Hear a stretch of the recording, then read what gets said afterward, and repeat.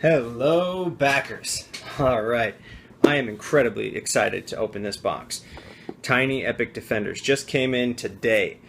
I've actually not even opened a box yet. I've not done a preparatory box. This is it. This is my first glance at this as well. So, welcome. Let's check this out and see what we got, huh? So this is the Deluxe Edition, as indicated by the sticker. I think you can see pretty well there. Got some awesome stuff going on here on the side, featuring both dire monsters as well as some of the heroes. Very nice. Alright, there you are for the back of the box.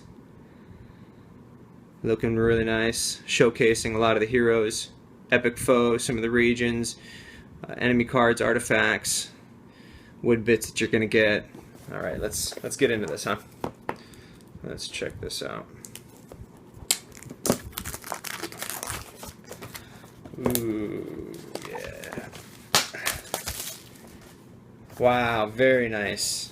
Very, very nice. So if a lot of you have Tiny Epic Kingdoms already, or if you have any of the previous Gambling Games products, Dungeon Heroes, Fantasy Frontier, you know the quality of the box. I mean, this is super nice, just to the touch. You crack it open, you can feel really nice linen finish. You can tell. I mean, this is sturdy. This is actually really heavy. This is nice. All right, let's crack this open. Nice smooth glide. You see that? It was really easy. I'm gonna do that again. That was just super easy. So just set down, just a perfect fit. I mean, that comes off really nice. Oh, very, very cool. I love the interior printing. It just really, it just brings you in as a player. It really tells a neat story. Just really completes the whole experience, I think. That turned out really, really good. Set that aside. Okay, all right. Inside here, learn a little bit about the illustrator, learn a little bit about the game's author. Very cool. Okay, looking nice. This is exciting. So we got a nice insert here. You can see keeps everything nice and housed in there. Ooh, that's looking good. Rulebook looks nice. Let's see here. Features the same back as the Tiny Epic Kingdoms rulebook. So if you have that one. Oh, cool. Beautiful. Colors turned out nice.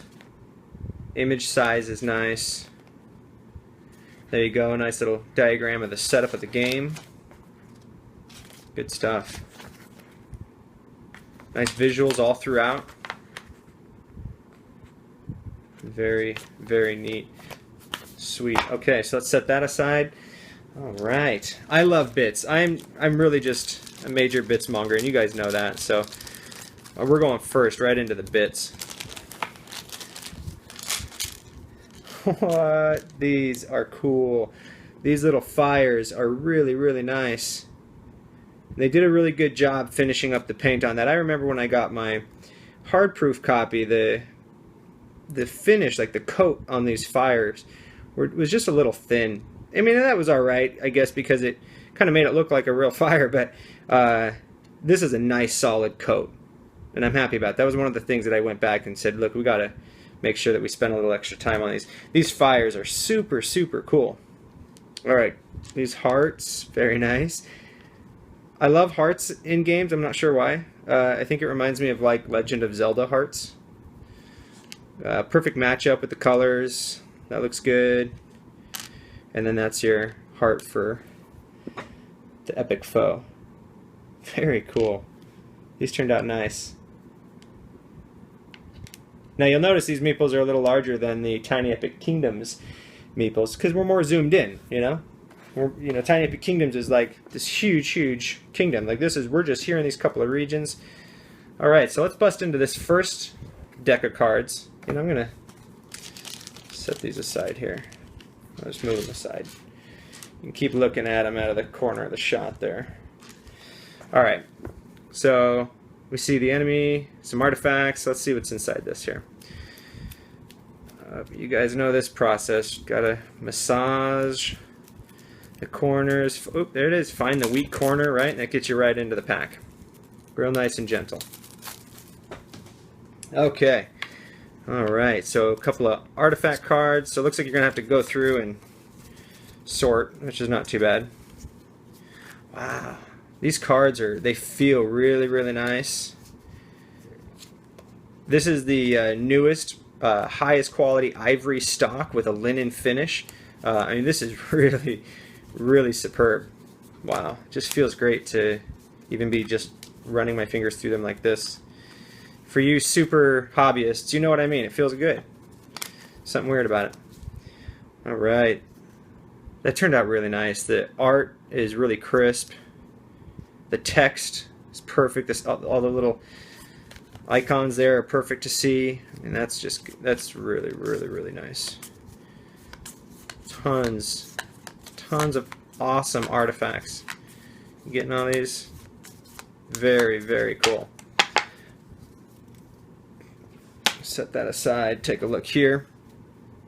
So this is the Destruction card back. So this is actually featured on a whole series of cards because you'll be creating the decks for the game using this, and then whatever leftover ones you have, you just use for the purpose of the back of the card to put on a region to show that it's been destroyed. So again, you can see these turned out really nice. The coloration there is just spot on. So see, they're kind of color coordinated. So if I grab something like the Wraith here, you can see the gray around matches, because it's from the ruins, matches the monster the enemy that's attacking the ruins there.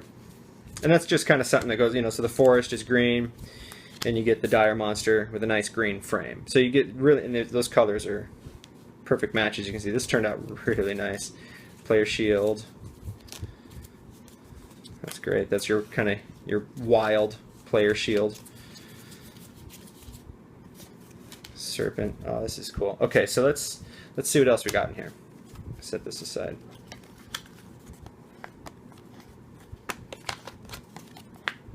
All right, it's being stubborn.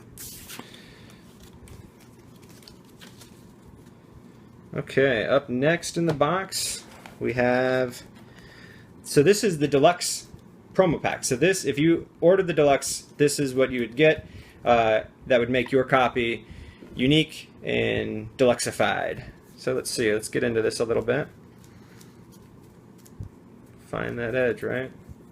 It's got to be around here. You can kind of see sometimes too where it's weak. There it is.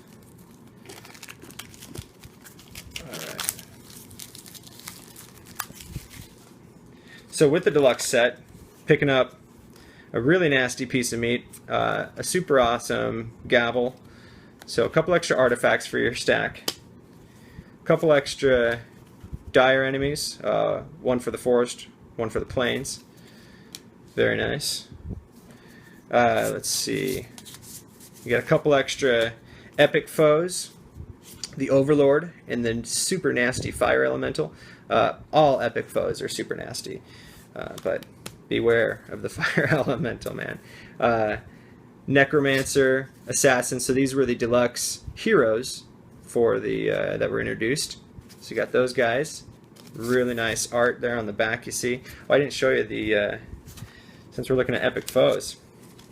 So that's the back of the epic foe card. You can kind of see the really neat epic foes in the background, and then you have the back of the normal deck, which is the destruction card feature there, because that's where you'll actually house your turn deck, your horde deck, or your turn deck's in your hand, but your horde deck will sit here and feed into your turn deck. So very cool. So that's looking nice.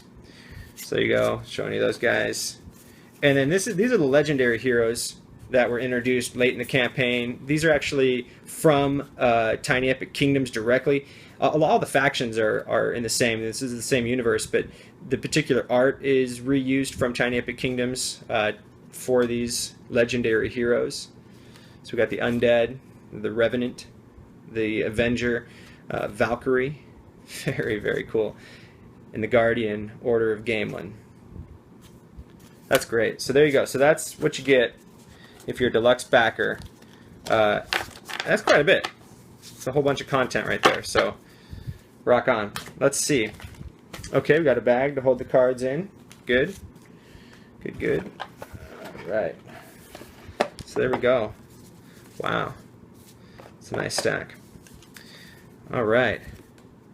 So here we see the capital city. It's the central region on the board, and the regions are double-sided. So you'll now see that, of course, the capital city is the same on both sides. That's a bad example.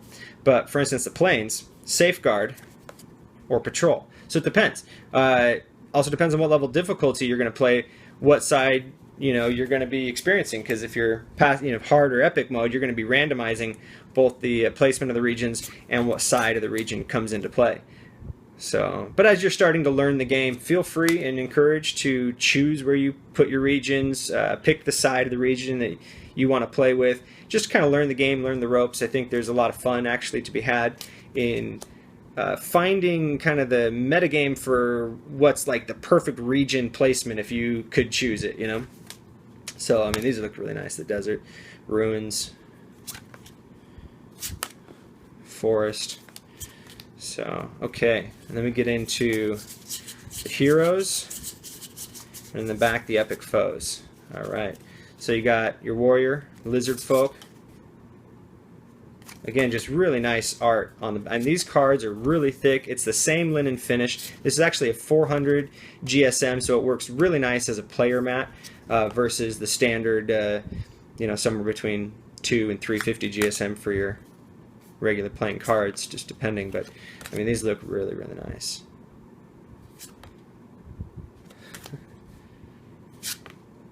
So you actually see the background that's used behind the hero is very nostalgic of Tiny Epic Kingdoms. So if your group is big into Tiny Epic Kingdoms, when you bust out this game, they'll feel right at home. That's great. Centaur's looking good. Elf Commander, it's just one of my favorite art pieces. I mean, he's just really, I don't know, he's really awesome. Seems really determined. Okay, then we get into, so we had a whole bunch of these. I mean, shoot, that was 1, 2, 3, 4, 5, 6, 7, 8, 9, 10, plus 5 more if you got the deluxe. So, but even just 10 is tremendous replay for this game. 1, 2, 3, 4, 5, 6, because there's 6 regions, so each region features one epic foe that will come out. So you see you've got the Demon Lord here going to the ruins, the Colossus in the desert, the Giant stomping through the plains, knocking all your meeples over, the Ancient, just this unkillable tree in the forest, the Dragon, of course, scorching and terrorizing the nations, and then you got the Kraken in the water. This one's really fun. This guy's nasty. So is the sea monster. I like the water ones because they thematically move everybody around. These big waves come and they hit all the meeples and they move all the meeples around. It's really exciting. So let's see how some of these bits look on some of these cards, right? So you got your fire. You'll set your fire up. So if you start at the game, you always start at 1. You can lay it down like that, or you can set it up like that. In my prototype that I've put together with the hard proof, I always stand it up like this. It's cool. And you can see it matches the icon. So once you actually reach that, that is when your region is destroyed. And that is when you'll place this over top. So that'll block out the ability text of the region, indicating that it's no longer usable. But heroes can still travel across the region and defend from that position. They just no longer have access to the ability. And so that'll be kind of how that goes. So that's looking nice. So, and then you got your health tracker, which is over here. So you'll just place your heart on your health tracker, and then as you take damage or heal, etc., you'll just kind of move up and down that. And then you got your epic foe, who has the black one. He always starts at the 10 hit points. And then as you damage, of course, he just moves down. Wow, that's good. That's good looking stuff. So there you go. So that's the whole ordeal, man. This comes out. You can see there's a white lining even on the bottom. You know, it's like just, I spare no expense. I love what I do. I love creating not just a nice game, but a nice product, something that you really feel proud to show off to your friends, and you're like, look, you know, board games are so awesome these days. They're not those old flimsy boxes that you're used to that are all busted up, you know. And I mean, shoot, a lot of my old games, the boxes are just torn apart and you're taping them together. And I don't want that at all. I want Gamelin Games products to last a lifetime. So there we go. So, you know, I think when I did the Tiny Epic Kingdoms, I failed to put all the bits back in the box when I did that unboxing video. Someone's like, oh, it's such a good video, but you didn't put the bits back. And so, how do I know all the deluxe content fits in the box? I'm going to do that here. I mean, it all came in the box, right? But sometimes they put a puzzle together at the factory, and it's not always easy to recreate. So, I mean, you can sort these out however you'd like, just for the sake of putting them all back in. I'm not going to sort them now, but those you'll just see nicely fit right down inside. Put your deluxe content on there. And these will fit nicely sleeved as well. I should probably show you one sleeved real quick. As a matter of fact, I'm going to do that. I think I got one handy. This is the Mayday Games Tiny Epic Kingdom sleeve pack. This is for custom size Tiny Epic cards. So if you pick up one of these packs, and they're super cheap, you'll actually get enough sleeves in one pack to sleeve both Tiny Epic Kingdoms and Tiny Epic Defenders. And I dare say Tiny Epic Galaxies, you may be able to get away with sleeving that entire one with just one pack as well. So, yeah. Really doesn't add a lot to its size there. So really, you know, these will fit just fine when they're all sleeved. The Tiny Epic Kingdoms one fit perfect all sleeved. So adds a nice little layer of protection. All right, I'll just keep that in there. And then these guys, perfect. Nice room for your bits. Rolls go over there. There you are. Heck yeah. Tiny Epic Defenders. You guys are going to love this one. Thanks so much for watching. Oh, I forgot to put the bag in, right? Suppose you got to put the bag in. But there you go.